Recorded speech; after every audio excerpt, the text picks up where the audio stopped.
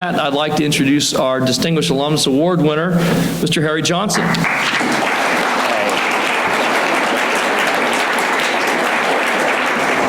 Thank you so much for that generous introduction. It is a real pleasure for me to be here to talking to you today. It's an honor to receive this award. I mean, deep down, I've always wanted to come back here and share some insight from my own life experience with the students of North Cross School, my alma mater. But first, I want to give you a public service advisory. You young folks are going to be trapped many times in your lives in an auditorium with somebody trying to give you life advice. Many of these speakers will be boring, they will be self-absorbed, they will be unfunny, and they will be totally out of touch with the reality of your existence. I intend to be all four of those things: boring, unfunny, totally out of touch with anything you care about, and completely self-absorbed, of course, because I live in LA now. But really, that is in fact a joke. I kid, because this speech is not about me, it's about you. If it were about me, I could talk all about my exciting work at this exciting international law firm with 20 offices. We even have 2 in Kazakhstan. Don't ask me why. I could talk about my public service experience with the National Labor Relations Board. And you know what's the most important thing any public speaker should know? Turn the slide advancer on before you start speaking. So I could talk all about my experience as your public servant, appointed, nominated by the President, confirmed by the Senate, sitting in a room with everybody in charge of labor law and for 1 billion people in China, telling them what to do with their country, having a case going up to the Supreme Court right now. I'm not going to talk about that because you know what? This speech is not about me. It is about you. Why? Because I used to be one of you. There I am, K through 12, K and 12. That's me rocking the bowl haircut. Back in the early 70s, that's the only haircut you got, kids, was the bowl haircut if you were in kindergarten. And that is me smiling and happy coming out of North Cross. And of course, when you graduate from North Cross in class of 1986, you can't help but to have a pretentious senior photo. And there I am sitting in a car that I do not own and still do not own, that I've driven twice, but hey, it looks cool. And I've got that look out in the distance of every senior graduating out into the world. But I want to start with a bit of a little history lesson. We all know that North Cross was founded in 1944. I want to take you all 500 years back in time. What would it be like in the Roanoke Valley in 1444? Well, in 1444, we wouldn't need to have a North Cross. You know why?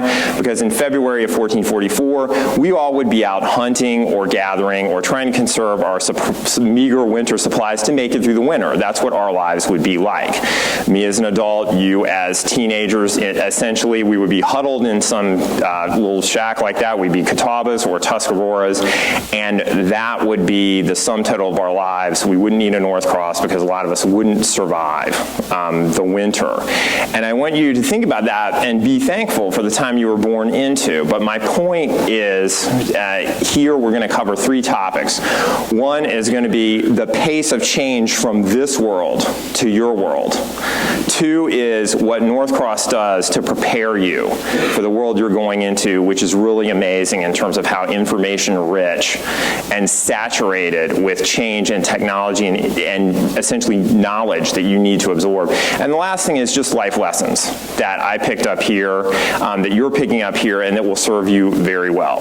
So jumping forward in time from 1444, a whole 300 years, no, we're not going to go year by year in case you're terrified and thinking, like, how's this guy possibly going to get through 500 years in 10 minutes? I'm not. We're jumping to 1744. This is an actual house that someone in Western Virginia lived in 1744. And as you can see, it's not too different than 1444. We would still be concerned with the essentials of food, shelter, and clothing. We would be better off than those Tuscaroras or Catawbas in 1444 because at the end of the day, we'd have a little bit more. We'd clear another acre of land or something like that. Our lives would be mostly based on agriculture. There would be more social mobility. There would be more economic activity. The idea of education was first getting introduced, and so we might have a few years of schooling, but that in 1744 the world was still pretty much a static place. It was an insular place. It was a place where you would grow up as an average person and you wouldn't meet many people more than a dozen miles from where you lived, and that's probably who you would marry, and that would be your circle of friends in 1744. And a lot of the social mobility and economic development that was happening in 1744 wasn't necessarily for great reasons. I mean, a lot of Virginia's economy on the other half of the state, the Tidewater half, was essentially based on people who had been involuntarily taken and transported from here from all kinds of African cultures and put to work. And frankly, your average European settler didn't have it much better, because you know what? If you read Alexander Hamilton's biography, he was no older than you all a few years from now, and he came here from the West Indies, broke, penniless, families split up, and he became Secretary of the Treasury later, which shows you that there was more social mobility and opportunity, but it is a difficult existence for most people, and schooling is just getting started. But the seeds of change are there, the seeds of the world that we have today. So let's flash forward another 200 years to 1944. In 1944, people from here still come from Virginia, of course, but they belong to the United States, a country which didn't even exist in 1744, and no one dreamed of in 1744. And the technological revolution between 1744 and 1944 is huge. These people are jumping off a landing craft on Omaha Beach at Normandy. And, frankly, we're in a fight for our very existence as a civilization in this war. And there are people from southwestern and western Virginia fighting in this war. If you go to Bedford, that's where they have the D-Day Memorial. And the reason why they have it there is there were a lot of people from Bedford who participated in that first invasion. If you notice, there's people here in gray and people here in sort of like khaki. The gray people didn't get off the beach the first day.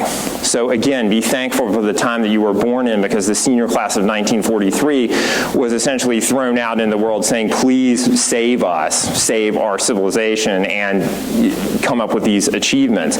That's why they're known as the greatest generation. They lived through the Depression, and then they had to go off and fight World War II. But if you notice, the world of 1944 is still radically different from our world. If you look at this, frontline military unit, and this is the 116th National Guard Regiment, you will notice it's all guys, and they're all white.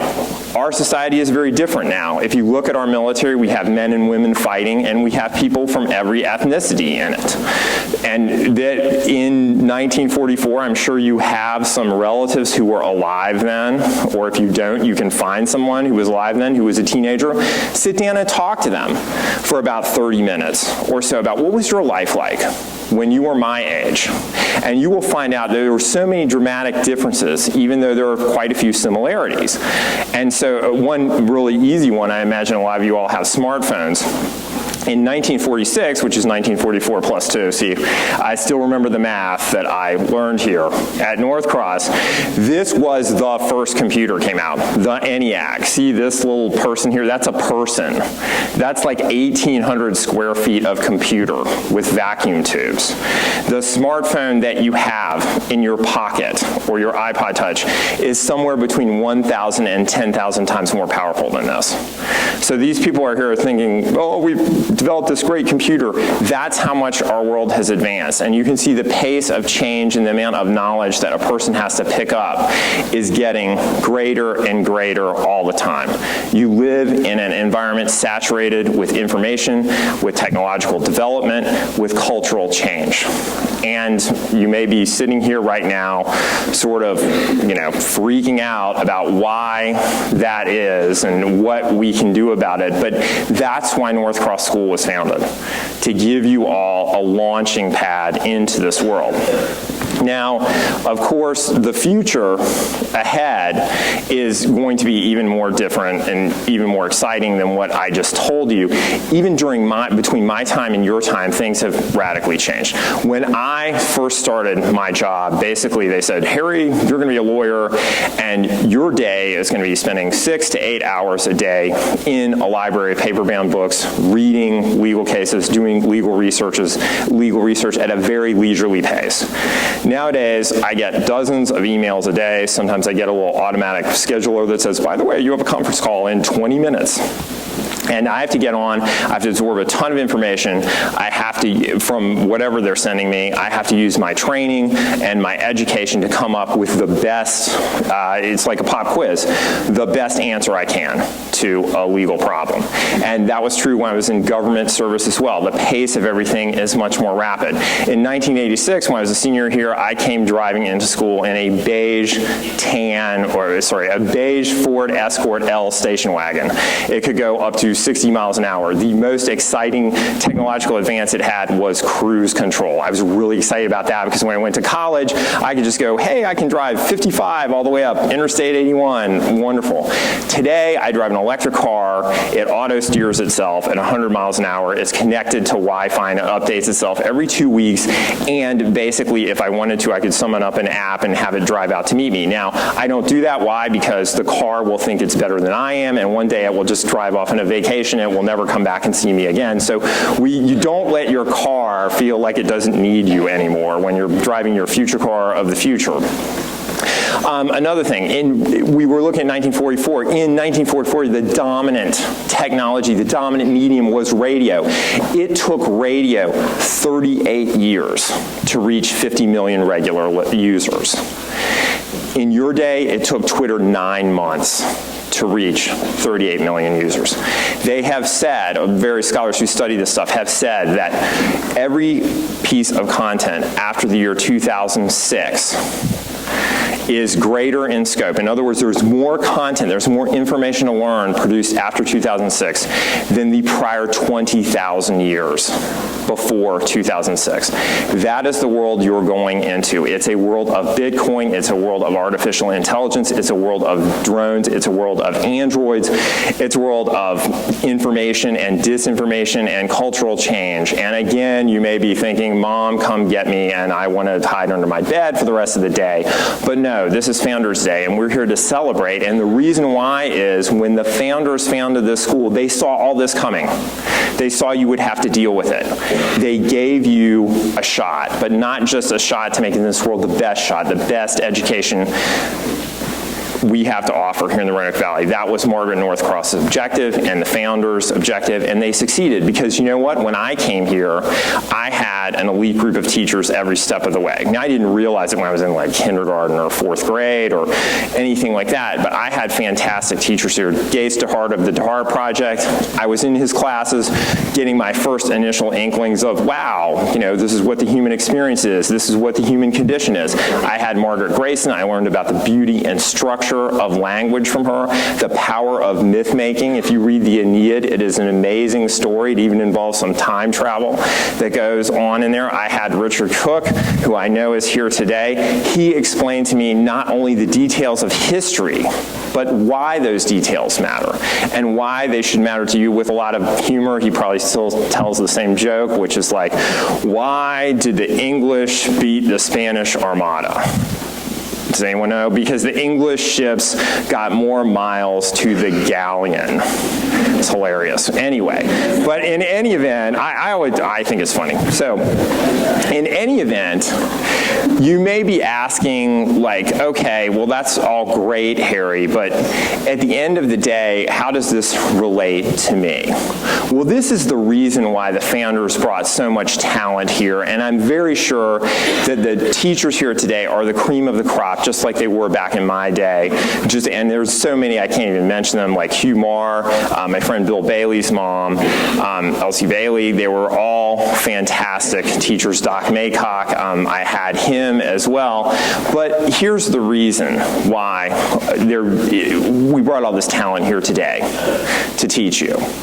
At the end of the day, there is a very important saying. If there's one thing you remember from this crazy guy pacing back and forth in front of you on Founders Day, it is this: you are the author of your own life. You are the author of your own life. That means that you are in charge of your life. Right now you're with your parents and you're not fully fledged, but you're going to be out there and you're going to be making choices and you're going to be doing achievements and you're going to be tracing a path of some sort of achievement.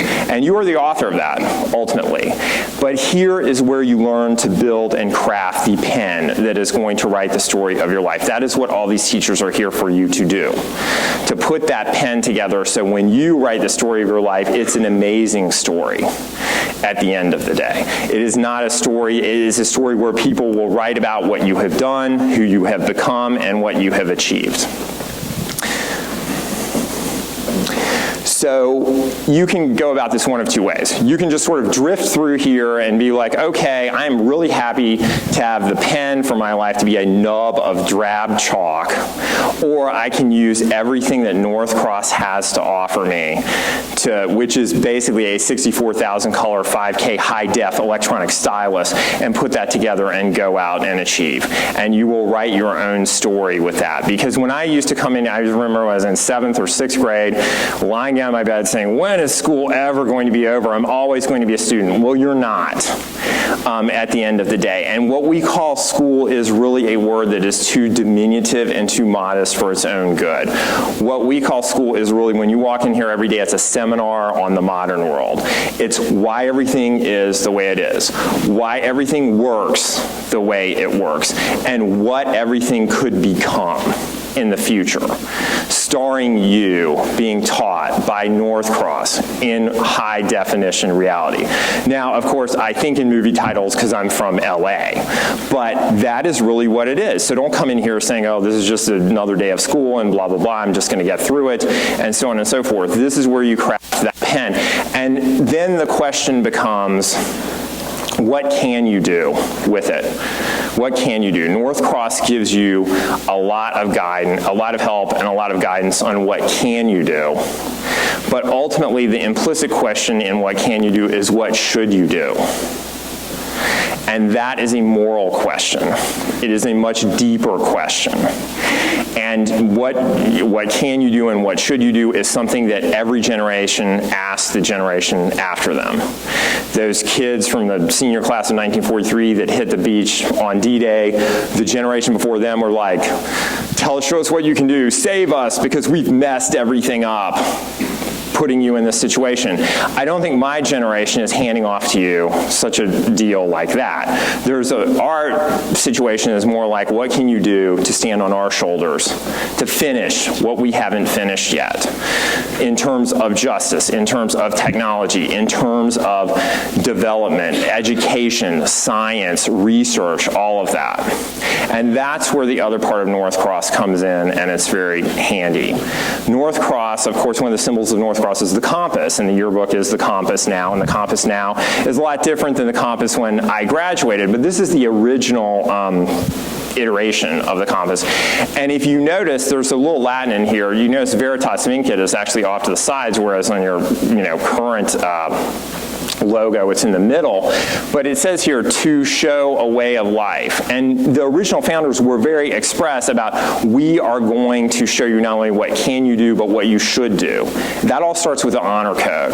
I will not lie, I will not cheat, I will not steal.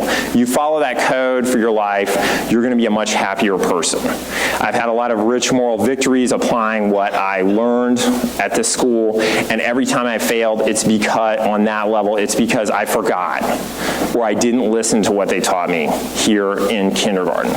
So please remember that, because what can you do and what should you do are very important questions that you're going to have to answer. And then the compass goes beyond that, not just one of moral guidance, but here there's a lot of stuff besides extracurricular activities that you can engage in. And I'm going to share something with you. It's kind of my greatest mistake as reenacted or enacted by me, assuming that right now in Willis Hall there's a science experiment that's going horribly wrong along and it explodes, and suddenly a window in the time-space continuum opens up, and here I'm confronted with a teenage version of myself. So bloop, so here he comes. What's going on? And I look at him and I'm like, hey, come here, kid. I don't do this with my own kids, okay? So don't call Child Protective Services on me. I know who you are because I used to be you. And he's like, I don't know who you are, but you look like the older and fatter version of me. And I'm like, that's right, but I'm also the wiser version. And here's your problem, young teen Harry. You were pretty smart, and you went through this school and you got pretty good grades, but at the end of the day, you didn't really sample all the extracurriculars that the school has to offer. This school has 20 different things you can do, and I'm not even counting athletics as, I'm just counting that as one thing because I looked through and read the current guidebook. It's amazing. You can do painting and mural painting. Who thought there were two different things, right? But at the end of the day, what I would turn to my teen version of myself and say, had I had him up here on the stage due to this freak space-time accident, is look, I know you have bad asthma, and I know you're scared of dealing with negative emotions that might happen to you because you'll take some social risk and you'll fail, so you're avoiding all that right now. But don't do that. Get out of your box, get out of your shell. Get out of there and experience all that we have to offer here at North Cross. There are so many ways to build yourself, so many ways you can engage in your own personal development. So if you're the jock that secretly wants to paint, do that. If you're the writer that secretly wants to sing, do that. If you're the kid that's really known for like one thing, but you're kind of interested in another thing, but you're afraid to put yourself out there, then do that too. Don't make the mistake that I made when I came through here, which was not to get as engaged as I could have been, because I would have been a happier person, frankly. And so we'll conclude this with a little bit of a show of hands, but first I'm going to interview some random student. Not really random. Is there an Ann Daniels in the house? Oh, hi, Ann. I know your mom. We went to school together. So I have one question for you, and the question isn't the obvious question of, are you freaking out because a distinguished alumnus speaker just picked you out of a crowd and is having a question for you? So don't worry about that. Are you ready for the question? That's not the question either, but let's just play around. The question is, do you want to be the author of your own life? Okay, and so the answer is yes, if anybody didn't hear that. So my question was, do you want to be the author of your own life? And the answer is yes. So show of hands. Who in here wants to be the author of their own life? Anyone? Okay, well that's good. That's good. I see there's a lot of self-directed people here. Hands down, hands down. Just two more questions. Second question is, who is going to take what they offer you here to build yourself into the best educated and most well-rounded person you can be? Anyone? Anybody listening? Bueller? It's a joke for you on the back. Good. And then the last question is, who is going to take this compass up on the wall, up here, from North Cross, this moral compass, and apply it so when you go out there, you do some good in the world? Anyone? Well, that's great. Then I have succeeded here today, because when I am old and on a rocking chair 20 years from now, after that generational transfer has been complete and I'm going on about, back in my day, things were better, I want to look down at the newspaper and I want to read this. I want to read about the person who designed the spaceship that took humans to Mars. And I want to read about the person who knows how to work the lighting in this auditorium. No, I want to read about the person who designed the spaceship that flew humans to Mars. I want to read about the astronaut who piloted that spaceship. I want to learn about the scientist who basically came up with the cure for the incurable disease. I want to learn about the inventor whose invention changed the way we think about society. I want to read about the poet laureate. I want to read about somebody whose novel completely changed our perception of the human experience. I want to read about the visionary who saved the world. And I want to read, this was a kid from North Cross. Thank you.